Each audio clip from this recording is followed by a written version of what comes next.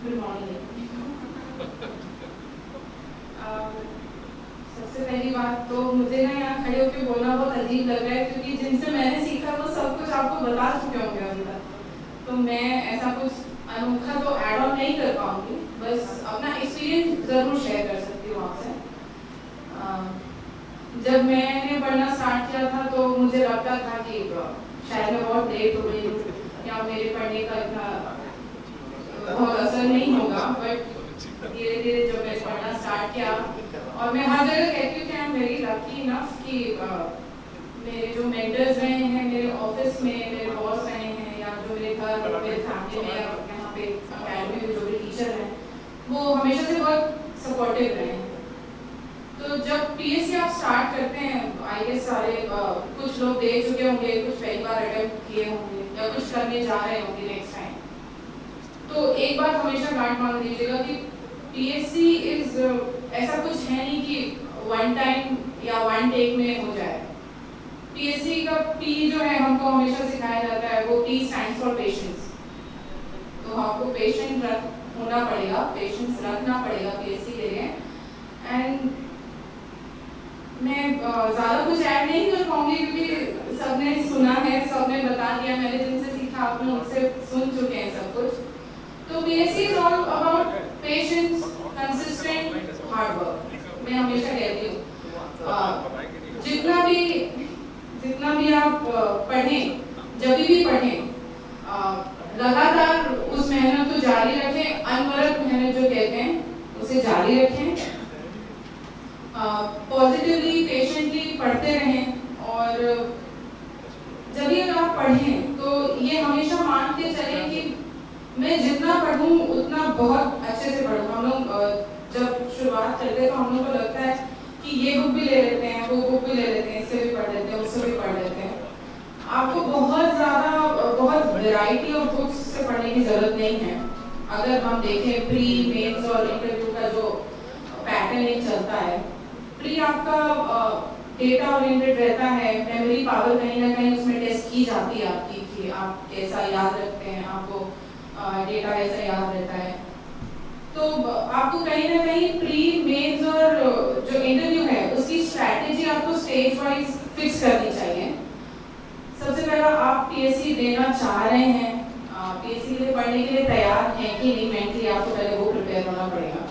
क्योंकि मैंने देखा है बहुत लोग आते हैं, प्री के लिए आते हैं, प्री पढ़ते हैं और उसके बाद मेंस तक वो जनसंख्या आधी हो जाती है क्लासेस में, लोग पढ़ना छोड़ देते हैं। तो अगर आप सच में पीएससी देना चाहते हैं तो वो इम्पॉसिबल नहीं है। हर साल कम से कम 250-300 लोग पीएससी क्रैक करते हैं, इसका मतलब वो पॉसिबल है।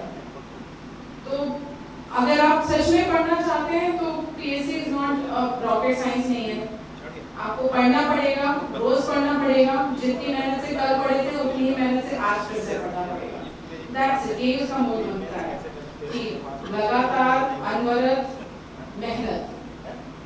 और मेरे ख्याल से इस बार पीएससी का जो पेपर हुआ था, मेरे ख्याल से पैटर्न में थोड़ा बहुत चेंज आया है। PSC has improved and that is a very good thing. I guess that is a very good thing कि जिसने पढ़ा है उसी को पेपर बना होगा।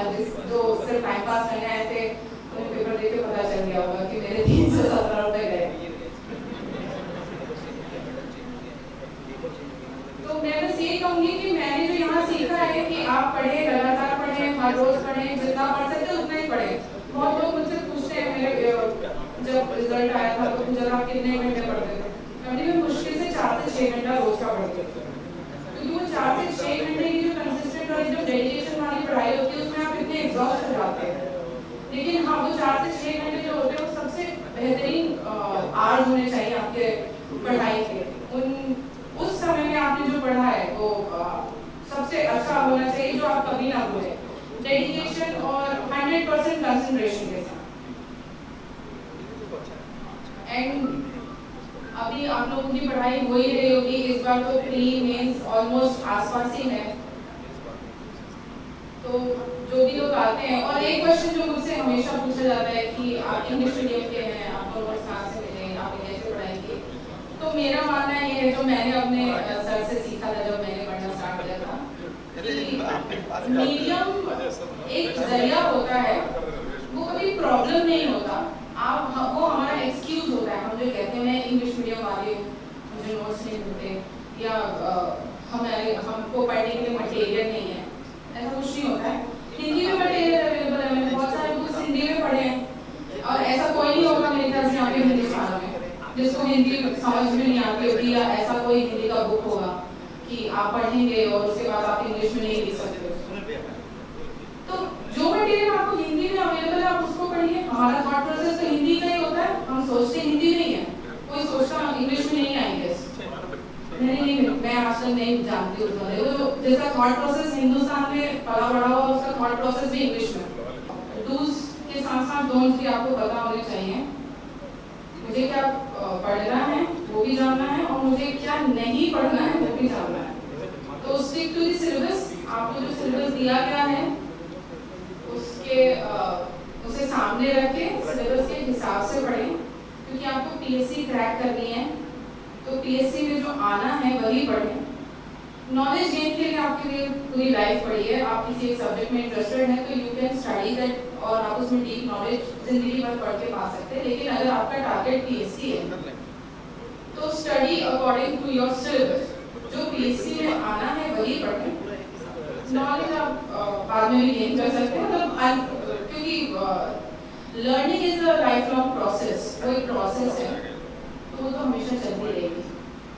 एंड आई गेस मैं आते ही आपको बहुत सारा ज्ञान दे दी हूँ, सबके चेहरे एकदम ब्लैंक दिख रहे हैं मुझे।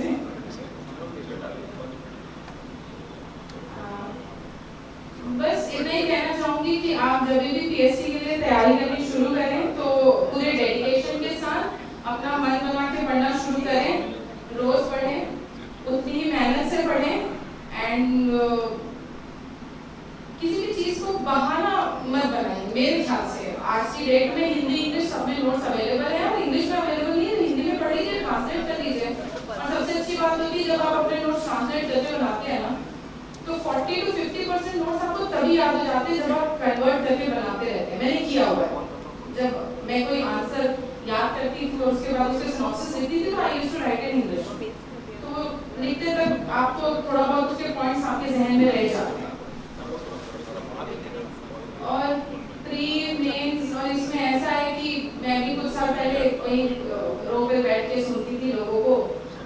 मेरे और लोगों आप में और मुझ में बस इतना अंतर है कि मैंने उसको फॉलो करके मैं यहाँ आ गई, आप अभी फॉलो करने वाले